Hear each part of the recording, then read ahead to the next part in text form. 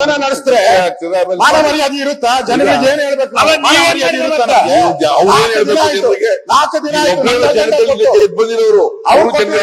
ನಾಲ್ಕು ದಿನ ಆಯ್ತು ನನ್ನ ಅಜೆಂಡಾ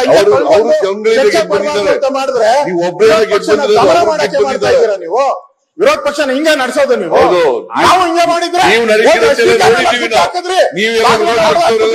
ನೋಡಿದೀವಿ ನಾವು. ನಿಮ್ ನಾವ್ ಮಾಡ್ಬೇಕಾ? ಬಾಗಿಲು ಹೇಳ್ದಾಗೆಲ್ಲ ಕೇಳಕ್ಕಾಗಲ್ಲ. ನೀವ್ ಹೇಳ್ದಾಗೆಲ್ಲ ಅಸೆಂಬ್ಲಿ ನಾವು ಬಂದಿಲ್ಲ.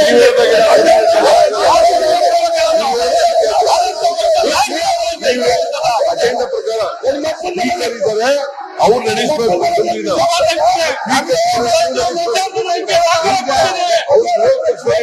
ನಡೆಸಕ್ಕಾಗಲ್ಲ.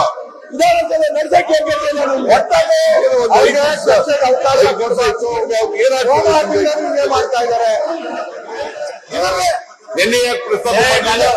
ಈ ತರ ಮಾಡಿ ಮಾಡಿ ಮಾಡಿ ಚರ್ಚೆ ನಿಂತೆಲ್ಲ ತರೋದು ಮುಂದಕ್ಕೆ ಹಾಕೋದು 4 ದಿನ ನಡೆದು ಬೆಳಗಾವಿಯಲ್ಲಿ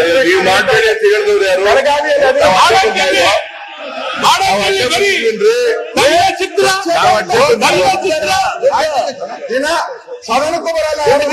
ರೋಡೆಲ್ಲ ತಡ್ರಿ, ಅದು ಅನೌನ್ಸ್ ಮಾಡ್ಲಿ.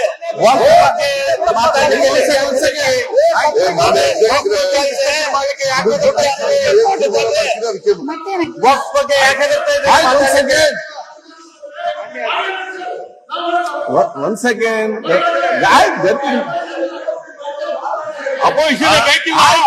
ಒಂದ್ ಸೆಕೆಂಡ್. ಈ ತರ ಒಂದ್ ಸೈಡ್ ಆಗಿ ನಡೆಸೋದು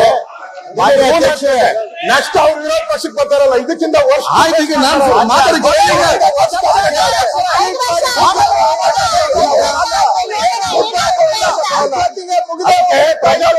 ರೀತಿಯಲ್ಲಿ ನೋಡಿ.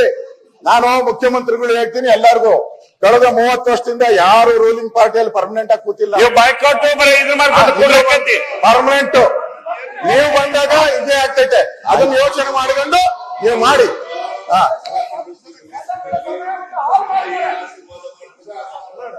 ಅದಕ್ಕೆ 30 ವರ್ಷದಿಂದ ಯಾರು ರಿಪೀಟ್ ಆಗಿಲ್ಲ ಆಶೀರ್ವಾದ ಮಾಡಕ್ಕೆ. ನೀವು ರಿಪೀಟ್ ಆದ್ರೆ ಯಾವಾಗ ಆಶೀರ್ವಾದ ಮತ್ತೆ ಬಿಡಿ. ನಿಮ್ಗೆ ಯಾವಾಗ ಆಶೀರ್ವಾದನೆ ಮಾಡಿಲ್ಲ.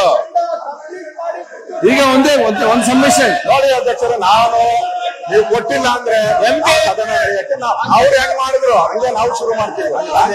ಇಲ್ಲ ಶುರು ಮಾಡ್ತೀವಿ, ಇಲ್ಲ ನಮಗೆ ಬೇರೆ ಆಪ್ಷನ್ ಇಲ್ಲ. ನಾವು ಸಬ್ಜೆಕ್ಟ್ ಅದಕ್ಕೆ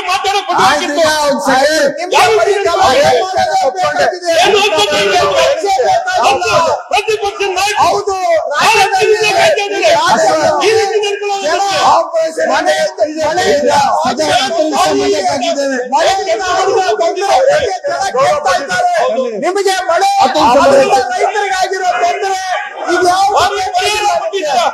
ಕೆಲಸ ಮಾಡಿ.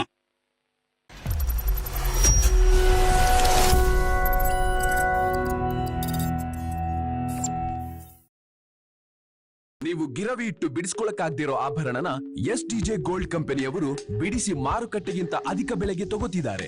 ಅಷ್ಟೇ ಅಲ್ಲ, ಒಂದ್ ಕೂಪನ್ ಕಾರ್ಡ್ ಕೂಡ ಕೊಡ್ತಾ ಇದ್ದಾರೆ.